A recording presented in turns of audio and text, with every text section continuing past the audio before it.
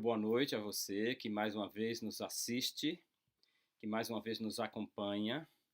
É uma alegria poder ter esse direito de chegar ao seu lar e juntos estudarmos a palavra de Deus. E hoje nós temos um tema que completa esta série muito especial sobre esse confinamento, esse isolamento social ou distanciamento social que nós estamos passando, né? Para algumas pessoas é um momento de dificuldades, não só econômicas, mas também dificuldades emocionais, porque uma coisa é você ficar um dia ou dois em casa, outra coisa é você ficar muito tempo em casa, né? Então a gente já viu alguns vídeos aí circulando de pessoas fazendo as bravatas aí, os seus arroubos emocionais aí, sendo postos para fora. Eu quero dizer para você que tem uma série preparada para você chamada Vida e Saúde. E nessa série você pode desfrutar de dicas importantes de como manter a saúde emocional durante esse período. E você vai achá-la no Instagram, no Facebook e no WhatsApp com o tema no Instagram, Quero Vida e Saúde. Facebook, Quero Vida e Saúde. WhatsApp, Quero Vida e Saúde, né? No adv.st, né? Lá no WhatsApp. Então você vai ter esses links aí, nós vamos disponibilizar, inclusive o número do WhatsApp que você consulta para ter aí o plantão de grandes profissionais de saúde multidisciplinares que podem te ajudar, tá? Saúde, paz para você, que Deus esteja contigo a todo instante. Agora vamos abrir a palavra de Deus para estudarmos. Você vai abrir Mateus capítulo 24, tá bem? Agora, antes de você ler, né, abra aí a palavra, eu quero te contar uma história, mas antes de contar a história, eu quero fazer uma oração. Abriu aí a Bíblia em Mateus 24, primeiro livro do Novo Testamento, sermão profético de Cristo. Então vamos orar, né? Vamos orar. Querido Deus, eterno Pai, abençoe agora o estudo da tua palavra e que nós possamos, nesse estudo, ter um grande encontro contigo. Seja conosco, que nos abençoe, ilumina-nos, que o teu Santo Espírito nos faça compreender a palavra. Aplica a palavra ao nosso caráter, ao profundo do nosso ser, lá no íntimo de nossa alma, onde surgem as motivações e as decisões para agir, pensar e fazer coisas, ou deixar de fazer aquelas que não são necessárias, nem importantes, e muito menos que sejam, que sejam moralmente puras. Abençoe agora o teu estudo em nome de Jesus. Amém. Eu quero começar contando uma história para você. Marie Durand, uma huguenote, era um grupo especial de franceses que estudavam a Bíblia num período em que era proibida a leitura da Bíblia. Era proibido discordar da igreja dominante, da igreja hegemônica medieval. Nós vamos desenvolver um pouquinho esse tema daqui a pouco. O fato é que Marie Durand, ela estava presa. Ela foi presa num calabouço em 1729, com apenas 18 anos de idade. Vez após vez lhe ofereceram a liberdade, desde que ela renunciasse à sua fé. Mas a sua fé estava baseada na palavra de Deus. E seu coração, sua alma estava cativa à verdade. E ela jamais aceitou a liberdade, abjurando a fé que uma vez foi entregue aos santos. Durante 38 anos ela disse não. Um príncipe, quando soube, em 1768, da injustiça da sua prisão, tratou de revogar essa prisão e lhe conceder a liberdade. 6 anos depois, Marie morreu. O local onde ela foi presa hoje é um museu. E lá você encontra a palavra résister. Résister, em francês, é resistir. Resistir. Ela se agarrou a Cristo. Ela se agarrou à verdade, às convicções da sua alma. E quando ela estava ameaçada de perder a sua juventude, os melhores anos da sua vida, o seu casamento que foi interrompido, ela perdeu o irmão, ela perdeu a mãe, ela perdeu o pai, enfim, ela perdeu a sua vida socio-religiosa, sua vida social religiosa e sua vida social mais ampla, por causa da fé. ela aceitou o confinamento. Ela aceitou com resiliência, para usar uma palavra da vez, né? O fato de não poder estar em contato com as pessoas que ela mais amava. E ela liderou um grupo de mulheres. E essa palavra foi a sua palavra de ordem. Resister. E também que essa palavra seja a sua palavra de ordem esta semana. Resistir.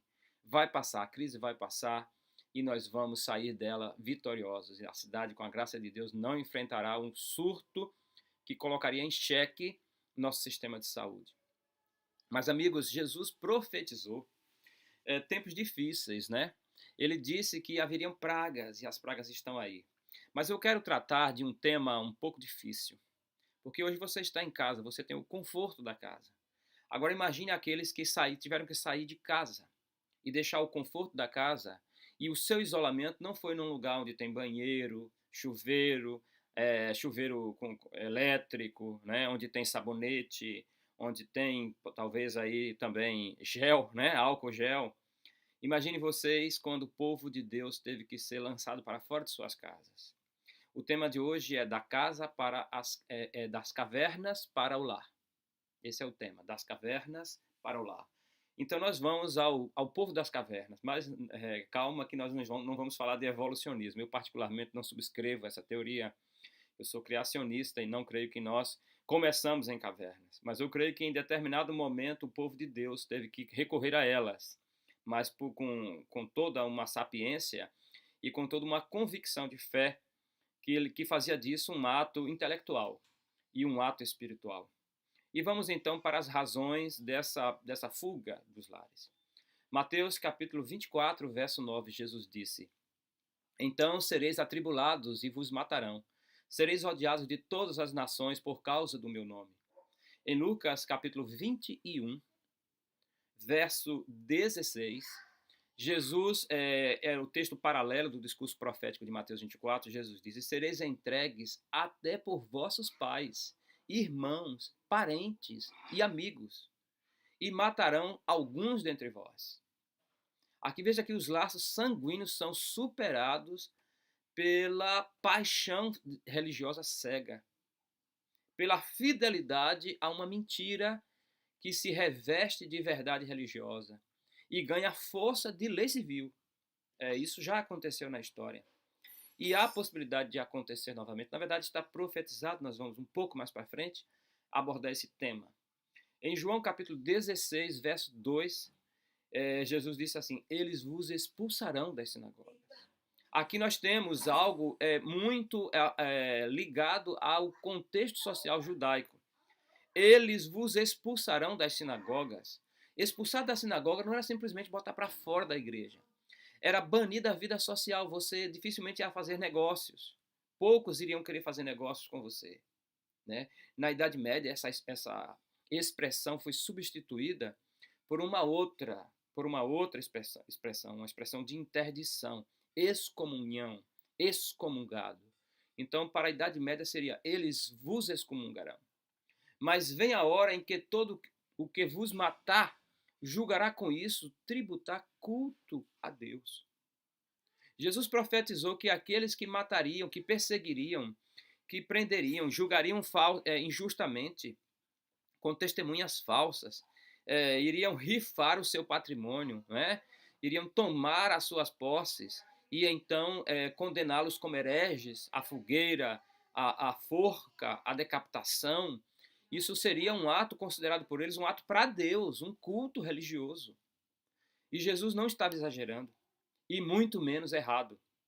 Eles vos expulsarão da sinagoga, mas vem a hora em que todo o que vos matar julgará com isso tributar culto a Deus. Imagine, né? Em nome de Deus, quantos crimes já foram feitos. Em nome da fé, quantos crimes já foram feitos. E os apóstolos enfrentaram essa realidade. A igreja cristã foi formada num contexto de perseguição. Nós estamos vivendo tempos de paz religiosa em nosso país, de tolerância religiosa. Ela é pregada, ela é promovida, né? Você viu diferentes frases aí até nas festas populares, conclamando as pessoas a respeitarem respeitarem a fé uns dos outros, né? Paulo, todavia, ele atesta que os cristãos viveram perseguidos. Os verdadeiros cristãos vivem perseguidos. Ora particularmente e ora de uma forma mais ampla, né? Uma perseguição promovida pela sociedade. Em 2 Timóteo, capítulo 3, verso 12, Paulo disse assim: ora, todos quanto querem viver piedosamente em Cristo Jesus serão perseguidos. Aqui eu faço um parêntese, certo? Aqui cabe uma ressalva. Há perseguição pela convicção da verdade e há perseguição pela divulgação de mentiras. Então, aquele que tem uma interdição devido ao conteúdo do seu discurso, que não bate com a palavra de Deus, ele não pode arrogar para si a proteção desse texto, as suas posturas, né? Mas existe a perseguição. E Jesus disse, serão perseguidos. E Paulo disse, todo aquele que quer viver piedosamente padecerá perseguição, né? Todo o que no dia mau se dispuser a servir a Deus com destemor, segundo os ditames da sua consciência, necessitará de coragem, firmeza e do conhecimento de Deus e da sua palavra. Pois os que forem fiéis a Deus serão perseguidos, seus motivos impugnados, desvirtuados seus melhores esforços e seus nomes repudiados como um mal. Assim sofreram cristãos. Infelizmente, devido à duplicidade, né, Satanás também sabe se valer desse expediente e coloca ideias que não podem ser aceitas na boca de alguns, e esses querem se abrigar num pensamento como esse, dizendo, estou sendo perseguido. Agora, a verdade é a verdade. E quando ela brilha na alma e no coração, nós temos que ser sinceros a ela. E não podemos aceitar a mentira. Todavia, cristãos sinceros nunca perseguiram outros cristãos por causa do seu pensamento. Uma coisa é a perseguição, outra coisa é aceitar a ideia errada. Ok? Amigos queridos, o cristianismo começou como proscrito, começou como uma seita, como um braço do judaísmo, como um filho bastardo do judaísmo. O judaísmo não aceitava. Então, Satanás trabalhará com todo o seu poder enganador para influenciar o coração e obscurecer o entendimento, a fim de que o mal pareça bem e o bem mal. Quanto mais forte, mais pura é a fé do povo de Deus e mais firme sua determinação em obedecer-lhe, tanto mais ferozmente procurará Satanás instigar contra eles a ira daqueles que, embora se declarando justos, tripudiam sobre a lei de Deus. Requererá a mais firme confiança, o mais heróico propósito, reter firme a fé que uma vez foi entregue aos santos. Então, amigos, não é fácil servir a Deus em tempos de contestação e em tempos de perseguição, de hostilidade explícita, de intolerância religiosa, quando é suprimida a liberdade de consciência. E o cristianismo, ele nasceu nesse berço da intolerância, né?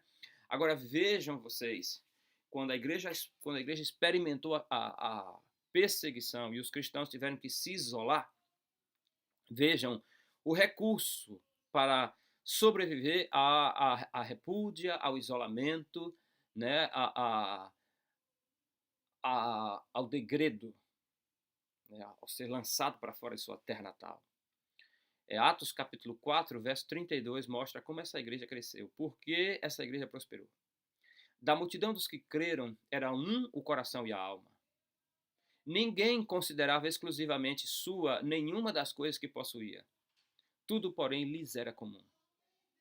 Diz que eles vendiam suas propriedades e lançavam aos pés dos apóstolos, cada um segundo as suas possibilidades, a cada um segundo as suas necessidades. É interessante que há uma discussão nesse momento entre os teóricos da economia, se o isolamento social, com os custos que ele incorre, né, que ele exige, se ele é possível. Eu quero dizer que a maior parte do dinheiro do mundo está na mão de muito poucos. Talvez 2 ou 3% da população do mundo abriga as maiores fortunas. Esse dinheiro sozinho já seria suficiente para bancar o isolamento social. Claro que ninguém quer abrir mão da sua fortuna, né? Aqui e ali nós vemos ações de grande generosidade. Eu quero parabenizar aqueles que manifestam, dentro dos seus recursos pessoais, solidariedade com aqueles que estão sem poder trabalhar, sem poder sair para ganhar o seu dinheirinho. Mas eu quero dizer que a comunidade cristã apostólica era uma comunidade solidária. Ajudavam um ao outro na sua necessidade. E assim, Deus está nos dando uma lição agora, mais uma lição que eu tiro aí dessa situação do Covid-19. A solidariedade. Nós temos visto notícias aqui e ali, boas notícias, né? Uma delas eu vi ontem, que houve um movimento para levar a casas de famílias necessitadas sabonete, né? Sabão, álcool, né? Outros produtos que substituem o álcool gel, né? Uma delas é o vinagre de maçã, né? Só que é um pouco mais é um pouco mais caro. Mas, amigos, há diferentes formas. O sabão em si ele já mata, somente o sabão em barra ele já mata o vírus. O vírus é fácil de ser controlado, certo? A higienização da casa é fácil. Ontem eu vi um vídeo dizendo que uma porção, você pega, por exemplo, um pequeno copinho de água sanitária para 19 copinhos de água. Você faz o líquido, né? Você faz o componente para higienizar a sua casa, né? Eu vi até uma palavra diferente, sanitarizar, né? Olha só, né? São recursos que estão à nossa disposição. Agora, o recurso principal é o amor e a solidariedade. Não podemos deixar alguém isolado passando fome. Então, eu apelo para a minha comunidade espiritual aqui, minha comunidade da fé, que cuidemos uns dos outros. E estou à disposição também para ajudar dentro do que for possível, levando, fazendo recolta de alimentos. Vamos usar desse expediente que a Igreja Cristã utilizou. No capítulo 8, no verso 1 de Atos, então, eclode a maior perseguição, uma perseguição feroz aos cristãos. Até o ano 34 da era cristã, os cristãos foram suportados, né? Mas muito pouco suportados, né? Uma intolerância cada vez crescente, mas depois chegou aquele momento em que os judeus não queriam mais de jeito nenhum cristãos. Então, naqueles dias, né, levantou-se grande perseguição contra a igreja em Jerusalém. E todos, exceto os apóstolos, foram dispersos pelas regiões da Judéia e Samaria. Os apóstolos permaneceram como testemunhas, e alguns também, para testemunhar diante das autoridades. Assim será quando a perseguição voltar. Tá? Pastores terão que enfrentar as barras dos tribunais e depor a sua vida pela causa do evangelho. Né? Aí veremos quem é de Deus e quem não é. Quando, pelas obras de Satanás, os servos de Deus forem perseguidos, seu ativo trabalho embaraçado, quando lançados na prisão ou arrastados ao cadafalso ou à fogueira, foi que a verdade pôde alcançar maior triunfo. Foi quando? Foi nesse tempo, quando a perseguição eclodiu. Porque, amigos, nesse contexto de perseguição, só aceitava a fé quem realmente queria Deus. Ao selarem essas fiéis criaturas seu testemunho com o próprio sangue, pessoas até então em dúvida e incerteza foram convencidas da doutrina de Cristo e corajosamente tomaram sua posição ao lado dele. Da cinza dos mártires brotou abundante colheita para Deus. Né? Alguém disse que o sangue dos mártires era semente que germinava a conversão de outros para Deus. Como os cristãos enfrentaram a perseguição? Qual era a atitude dos cristãos diante da perseguição? Paulo diz em 1 Coríntios 4,12, quando somos injuriados, bendizemos. Quando perseguidos, suportamos. Em 2 Coríntios capítulo 4, verso 8, ele diz, em tudo somos atribulados, porém não angustiados. Perplexos, porém não desanimados. Perseguidos, porém não desamparados. Abatidos, porém não destruídos. Veja o estado de espírito, como você suportar uma perseguição constante, uma tensão constante, um perigo constante, um risco de morte constante, continuar testemunhando da sua fé e suportar a injúria, a calúnia, o açoite, o apedrejamento, o enforcamento, o afogamento, ser queimado numa fogueira, o amor de Cristo no coração. Aquele que deu a sua causa pelo Evangelho. Um mártir disse assim: 1000 vidas que eu tivesse, eu daria por aquele que deu a sua vida na cruz por mim. Deus revelou a João, o discípulo amado, né? João o apóstolo, João também profeta do Novo Testamento, né? Um profeta depois de João Batista, né?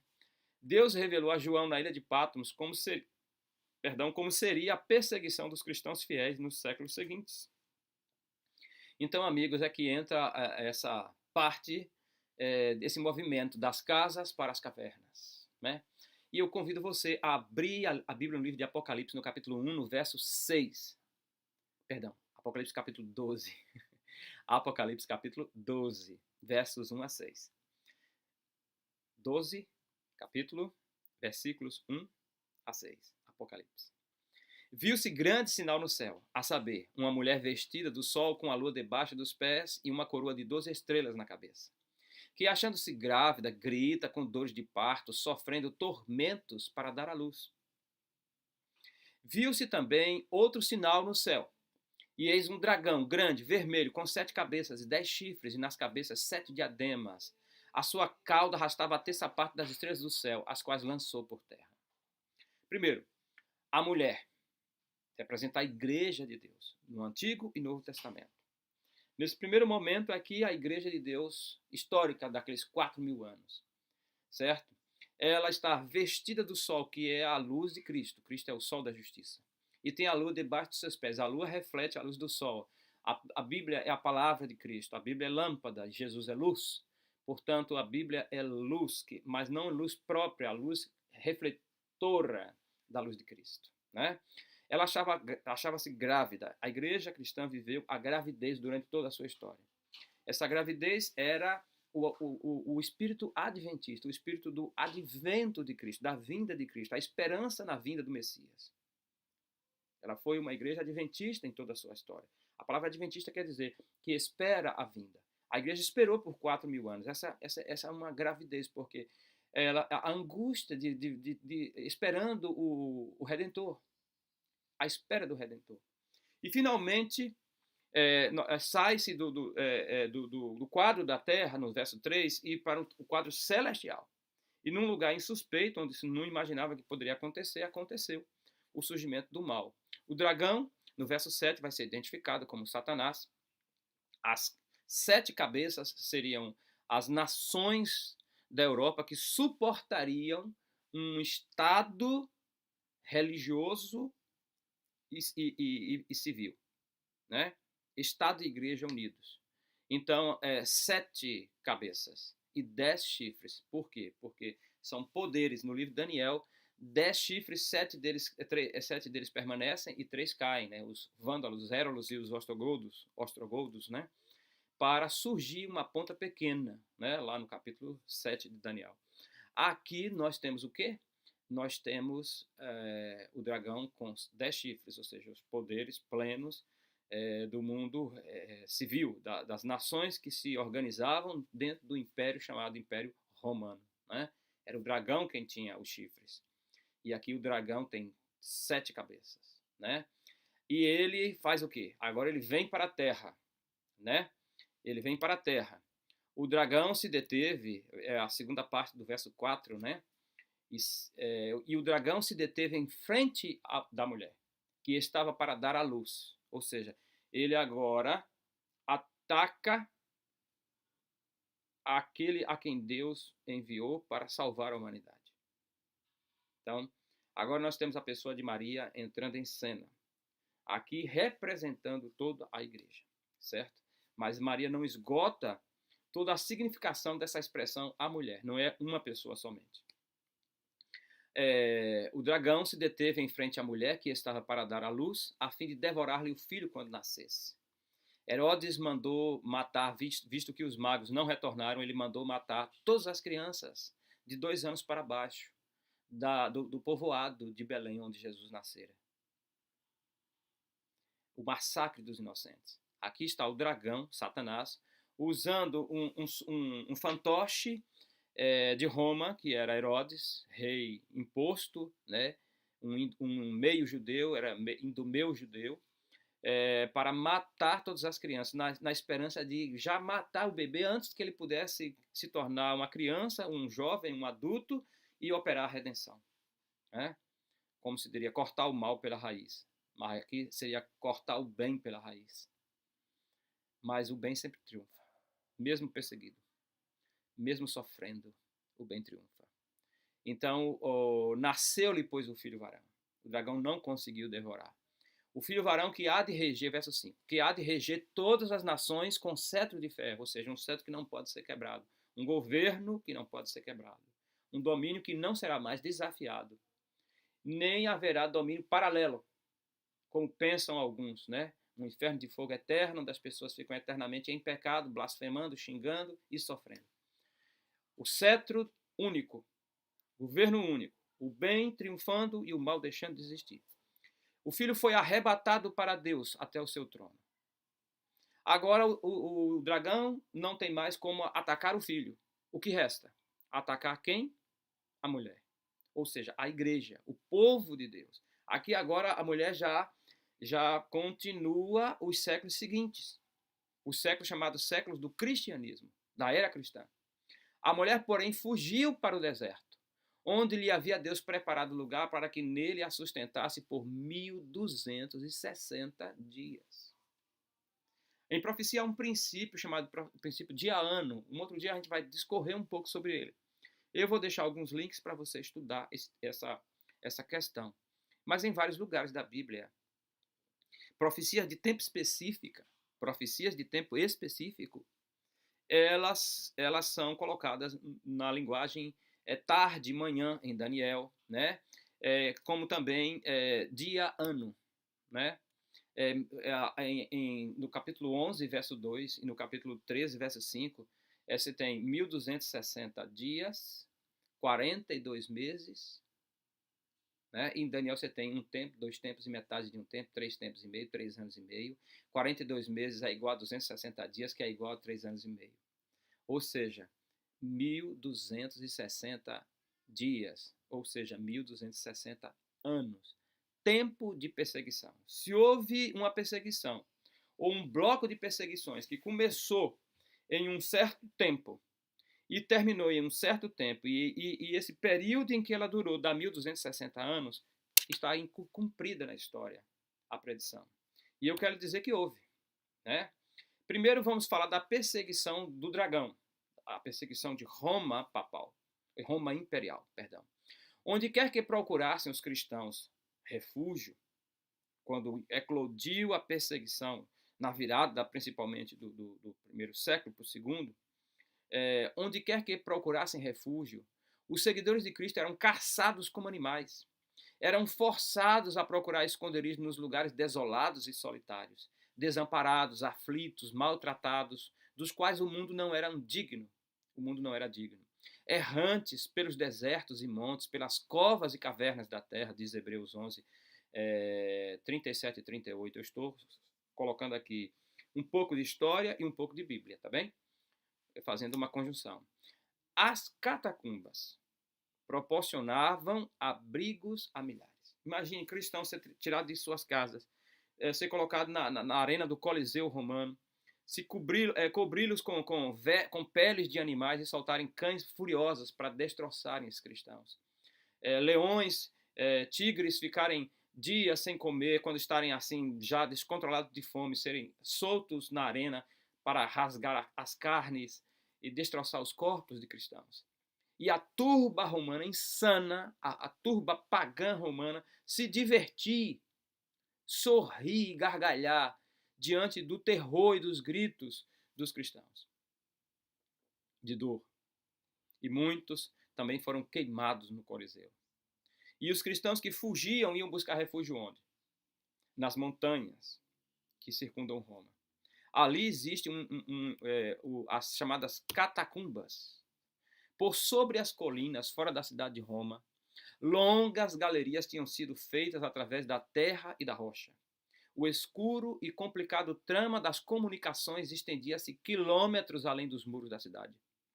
Nestes retiros subterrâneos, os seguidores de Cristo sepultavam seus mortos. Ali também, quando suspeitos e proscritos encontravam lar. Amigos, cavernas, grutas, corredores infinitos, onde os cristãos se dissipavam e os soldados se perdiam e não conseguiam encontrá-los. A maioria deles conseguiam sobreviver na escuridão das catacumbas. Alguns saíam, trabalhavam, conseguiam alguma coisa, voltavam. Alguns vinham para trazer um alimento, até que eram descobertos e mortos. Quando o cristão era identificado, era julgado e condenado às mais terríveis sortes de morte. Então, uma igreja que teve que sair de sua casa e se isolar da sociedade que a perseguia. Onde? Nas cavernas, nas grutas, nos penhascos das montanhas. No sexto século, em 538, o imperador Justiniano, depois de livrar Roma das invasões bárbaras, ele concede os poderes temporais, a chave da cidade e o controle do exército para quem? Para o bispo de Roma. Até então, os sínodos era um encontro de iguais. Os bispos eles tinham o mesmo peso de importância e influência, representavam as suas comunidades. Agora eles elegem um bispo como o pai, a cabeça visível da igreja. E aí coloca a palavra papa, né, que quer dizer pai. Jesus disse: a ninguém tenhais por pai, ou seja, ninguém tenhais como o Senhor de sua consciência. A palavra deve reger a nossa consciência. No século VI, tornou-se o papado firmemente estabelecido. Fixou-se a sede do seu poderio na cidade imperial e declarou-se ser o bispo de Roma, o cabeça de toda a igreja. O paganismo cedera lugar ao papado. Agora, as conversões em massas que já existiam desde 321, com a conversão de Constantino, né, e todo o seu séquito de seguidores, agora deixavam o paganismo e os templos eram convertidos em igreja e as próprias imagens eram batizadas, né, sincreticamente com o nome dos santos. E agora veio uma coisa que era comum ao culto pagão, mas era um corpo estranho ao cristianismo. A confecção de imagem para se adorar. E a adoração agora não se restringia apenas a Cristo, mas também aos vultos do cristianismo. Eles não aceitaram em vida a adoração. Aceitariam depois de mortos? Claro que não. Né? Pedro rejeitou e disse: não faça isso, eu sou conservo teu e dos teus irmãos. Um anjo disse a mesma coisa para João. A idolatria ela está arraigada no coração humano. Né? A tentativa de materializar Deus, de manipular a Deus. Né? Deus é imaterial, não pode ser representado. Então houve um sincretismo entre a doutrina cristã e a doutrina pagã, especialmente do mitraísmo, que era a religião dominante no Império. Agora, até o sexto século, Roma era imperial, era pagã. O imperador ele tinha alguma simpatia. A partir de agora, quem domina não é mais um imperador. Agora a Europa, as 7 nações, né, dos povos que se fixaram vindo da Índia para a Europa, né, da Ásia, perdão, esses povos, as 7 grandes nações da Europa se sujeitam à égide do Papa, do Bispo de Roma. Poderia ser bom, né? Mas poder corrompe. E o poder absoluto corrompe absolutamente, disse Montesquieu. O que aconteceu? Onde se assentava um imperador, agora se assenta um papa. O mesmo trono, né, por assim dizer, na mesma cidade, literalmente. A cidade das 7 colinas, é identificada no livro de Apocalipse. O dragão agora dá à besta o seu poder, o seu trono e grande poderio, diz Apocalipse 13:2. E assim se cumpriu. Então começou um período de 538 até 1798, quando o Papa é deposto quando o general Berthier, a mando de Napoleão, invade Roma e aprisiona o Papa e leva para Avignon, na França. Ali se encerra um grande período de perseguição. E ele começa em 538. Né? A opressão sem paralelo na história. Porque os reis se curvavam diante do Papa. E a igreja criou uma instituição para obrigar as pessoas a ceder às suas exigências doutrinárias. Chamava-se o Santo Ofício da Inquisição. Olha que nome bonito. Né? Inquirir é perguntar, só que ia mais do que perguntar, ia mais do que investigar. Era forçar, pelas mais terríveis e brutais torturas, uma confissão arrancada à força. E a pessoa era declarado herege, suspeito de heresia, era comprovado sob tortura a sua heresia. Então agora a cidade assistia ao terror do julgamento inquisitório. Um capuz era colocado sobre a pessoa, as mais terríveis blasfêmias eram proferidas contra essa pessoa, e ela era levada para um poste de ferro amarrado a correntes, em cima de um feixe grande, uma enorme fogueira de lenha, né? Uma enorme quantidade de lenha. Depois era acesa, e agora esse cristão clamava a Deus: Jesus, filho de Davi, tenha piedade de mim. Senhor, perdoa-lhes, eles não sabem o que fazem. Sob os risos de uns e sobre a desaprovação de pessoas sensatas. Ficava muito claro ali a paz de espírito de quem estava sendo torturado. E ficava muito claro ali o rosto maldoso, asqueroso de quem torturava. Uma religião mal disfarçada. Havia a voz do dragão nos decretos e nas ações de uma igreja que se dizia cristã. Ali começou uma perseguição diferente da perseguição do Império. No Império, pagãos perseguiam cristãos. Agora, cristãos perseguiam cristãos. Cristãos prendiam cristãos. Cristãos caluniavam cristãos. Por isso que Jesus disse: vocês serão perseguidos pelos pais, pelas mães. E muitas vezes os pais renunciavam aos laços sanguíneos para ter o favor do Estado e para ceder à pressão e entregar seus filhos queridos. Mas convictos esses filhos da verdade, não podiam abrir mão dela, foram queimados vivos. Os cristãos foram obrigados a optar entre renunciar sua integridade e aceitar as cerimônias e culto papais, ou passar a vida nas masmorras. Aqui está um dos lugares para onde os cristãos eram jogados, as masmorras. Sofrer a morte pelo instrumento de tortura, pela fogueira, pela machadinha do verdugo.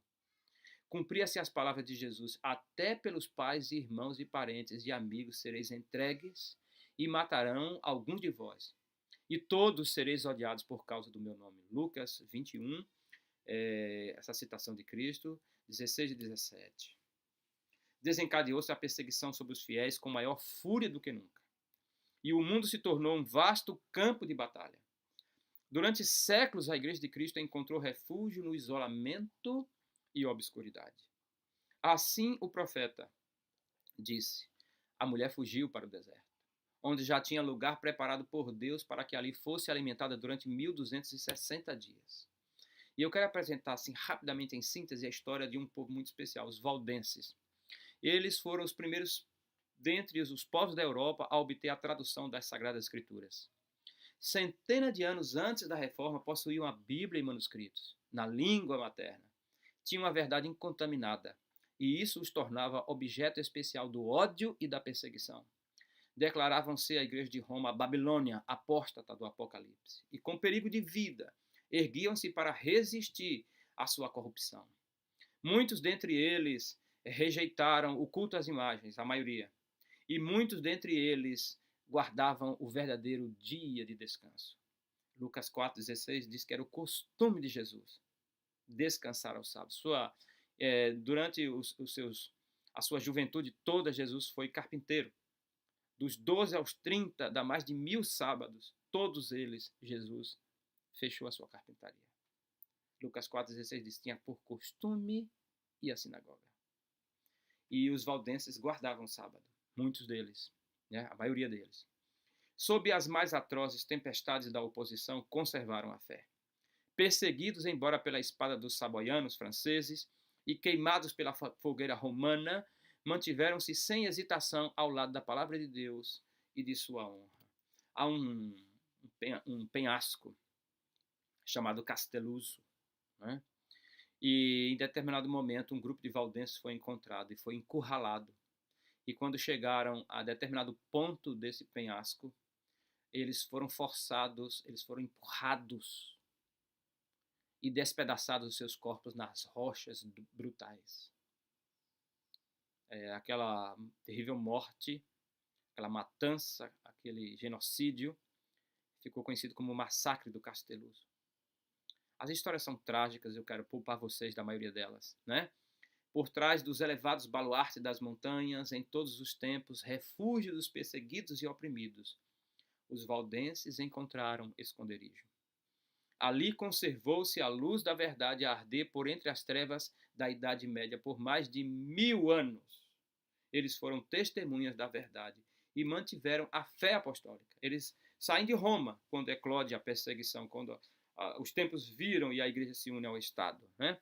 E a supremacia de uns sobre os demais, que é a sede de poder, né? Que Paulo disse, esse mistério já opera nos nossos dias, né? Os apóstolos eram iguais uns aos outros, não havia apóstolo superior ao outro. Paulo repreendeu a Pedro cara a cara, né? Quando no concílio de Jerusalém, nem foi Paulo nem Pedro quem falou o discurso decisivo, foi Tiago. Ou seja, Deus usa cada um, mas era um concílio de iguais, né?